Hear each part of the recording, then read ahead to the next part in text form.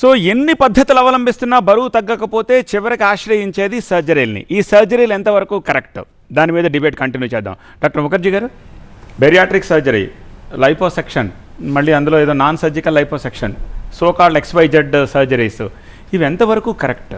అంటే ఒక్కొక్కటి చూద్దామండి. ఎండోస్కోపిక్గా ఇప్పుడు గ్యాస్ట్రిక్ బెలూన్ అనేది కొంచెం ఎక్కువ పెడుతున్నారు. గ్యాస్ట్రిక్ బెలూన్ అంటే గ్యాస్ట్రిక్ బెలూన్ పెడతారు, టెంపరీగా బెలూన్ తీసేస్తారు. తర్వాత ఈ టెంపరీ వెయిట్ లాస్ అనేది ఉంటుంది.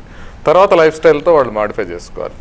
రెండోది, అది ఎండోస్కోపిక్గా అది చేసేది కాకుండా ఇప్పుడు ల్యాప్రోస్కోపిక్గా చేస్తున్నది ఈ రెండు ఉంటాయి. ఒకటి మనకి బ్యారియాట్రిక్ సర్జరీ. బ్యారియాట్రిక్ సర్జరీలో అనేది రెండు రకాలు. ఒకటి gastric reduction surgery, slew gastrectomy అంటారు. అంటే స్టమక్ సైజ్ తగ్గించి కుట్టేస్తారు. స్టమక్ సైజ్ కుట్టించిన తర్వాత కొంచెం హార్మోనల్ చేంజెస్ కూడా ఉంటాయి. చాలా వరకు వాళ్ళు వెయిట్ ఇమీడియట్గా తగ్గుతారు. నెక్స్ట్ 6 monthsలో ఒక 30 kgs వరకు తగ్గుతారు. అయితే స్లోగా మళ్ళీ స్టమక్ సైజ్ పెరిగే అవకాశం ఉంటుంది. మళ్ళీ రికరెన్స్ వచ్చే అవకాశం కూడా కొంత మేరకు ఉంటుంది. సో అందుకని ఈ స్లీవ్ గ్యాస్ట్రెక్టమీతో పాటు గ్యాస్ట్రిక్ బైపాస్ చేస్తారు, డియోడినోజెరినల్ బైపాస్ చేస్తారు. ఎప్పుడైతే బైపాస్ సర్జరీ చేస్తారో అప్పుడు మనకి ఇంకా పర్సిస్టెంట్గా వెయిట్ తగ్గే అవకాశం ఉంటుంది. సో వాళ్ళకి ఓవరాల్గా నేను ఇందాక చెప్పాను కదా, వెయిట్ లాసే వాళ్ళకి మనకి టార్గెట్ అయినప్పుడు వీళ్ళు వెయిట్ లాస్ బ్రహ్మాండంగా అవుతారు. 50 kgs, 60 kgs, 70 kgs, 80 kgs తగ్గిన వాళ్ళని చూశాను. నిన్ననే చూశాను, ఒక వ్యక్తి 614 kgs ఉంటే సౌదీ అరేబియాలో ప్రిన్సే తీసుకెళ్లి వాళ్ళకి గ్యాస్ట్రిక్ సర్జరీ చేయించారు. చేసిన తర్వాత వాడు ఇప్పుడు ఒక 60-70 kgsకి వచ్చాడు, హెల్దీగా ఉన్నాడు. సో అంటే వెయిట్ తగ్గటం అనేది ఖచ్చితంగా దీంట్లో జరుగుతుంది. ఇకపోతే లాంగ్ టర్మ్ బెనిఫిట్స్ ఏ రకంగా? I think that is the abnormal case. Okay, ఒకటి నేను అనేది ఏంటంటే, ఇన్ని మాట్లాడుకుంటున్న మనం వేటి ద్వారా కూడా వెయిట్ రిడక్షన్ చేయలేక ఎందుకు సర్జరీలకు వెళ్లాల్సి వస్తుంది, విచ్ ఇస్ వెరీ బ్యాడ్ కదా. Surgeries should be the last option.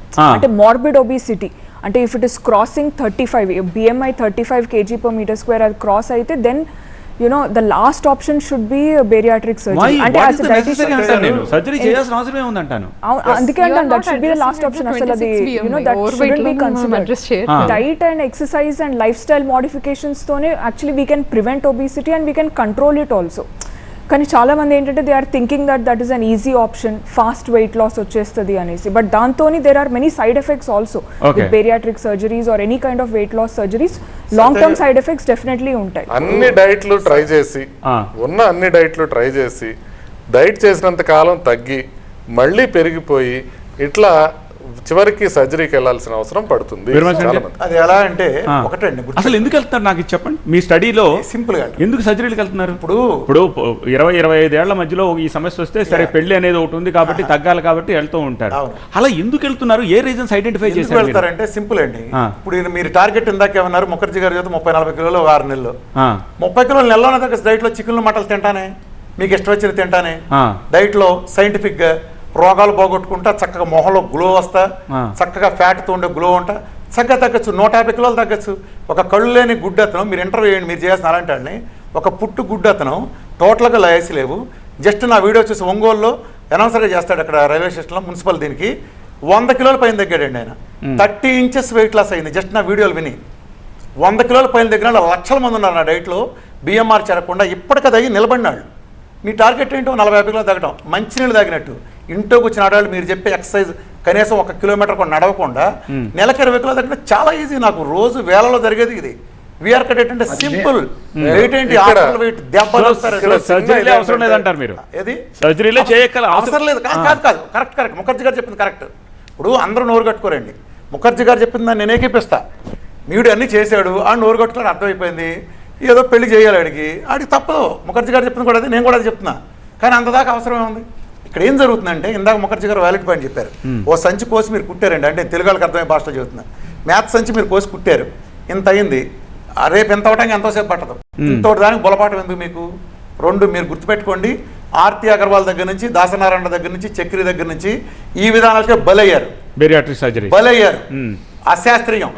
ఆడి స్వభావం ఆత్రంగా కార్బోహైడ్రేట్లు తిన స్వభావం వాడుకుంటే, ఆత్రంగా తిన స్వభావాన్ని ఏ మార్పు చేయకుండా నీకు పేగు గొత్తాం, నువ్వు దెబ్బ తగ్గుతావు అంటే ఆడు తర్వాత కూడా నరకమేనండి. కరెక్షన్. ఆర్తి అగర్వాల్ చచ్చిపోయింది బెరియాట్రిక్ సర్జరీ కాదు, ఆవిడ లైపోసెక్షన్ చేయించిన తర్వాత పల్మనరీ ఎంబాలిజం అంటే చెప్పారు కాబట్టి చెప్పారు. పల్మనరీ ఎంబాలిజం అనే ప్రాబ్లం వచ్చి చనిపోయారు ఆవిడ. దాసనారాయణరావు గారు బెరియాట్రిక్ సర్జరీ చేయించుకోలేదు, ఆయన గ్యాస్ట్రిక్ రిడక్షన్ బెలూన్ ఏదో చేయించుకున్నారు. డైరెక్ట్ అంటలా మూడోది- రిలేటెడ్ వెయిట్ లాస్ మూడో ప్రాబ్లమ్స్. ఎగ్జాంపుల్ కూడా బ్యారియాట్రిక్ సర్జరీ కాదు. నాట్ దట్ నేను బ్యారియాట్రిక్ సర్జన్ కాదు, నేను బ్యారియాట్రిక్ సర్జరీస్ ఏం ప్రమోట్ చేయటం, but at the same time fact correct ఉండాలి. ఆయన అన్నదాన్ని నేను క్లియర్ గా చెప్పిన, బరువు తగ్గించుకున్న ప్రయత్నంలో అలోపతి వైద్యాన్ని ఆశ్రయించి దానిలో ఉండే లోపాల కారణంగా చనిపోయారు. అప్పుడు ఓకేనా ఆయన? రైట్. నేనేమంటానంటే మీరు చేయకుండా కూడా అంత తగ్గుతారు, చేస్తే ఇంకా అద్భుతం, ఇంకా నేను అసలు మంచిది encourage అంటారు. చేస్తా చేయమని. ఓకే. అంతేగానే చేయొద్దని చెప్పట్లా. ఇప్పుడు మీరు ఇన్ని కౌరులు చెప్తారండి, ఒక ఆవిడ ఉంటారు 150-110 కిలోలు ఉంటుంది, ఇంతే ఉంటుంది 5 అడుగులు, ఒళ్ళంత ఇంత ఉంటుంది, మీరు వెళ్ళి ఏ జిమ్ చేస్తారండి మీరు ఆవిడతో? అవును. ఏ ఎక్సర్సైజ్ చేస్తారు? అవును. కౌరులు చెప్పడం చాలా తేలిక, ఎక్సర్సైజ్ చేయండి మంచిదని.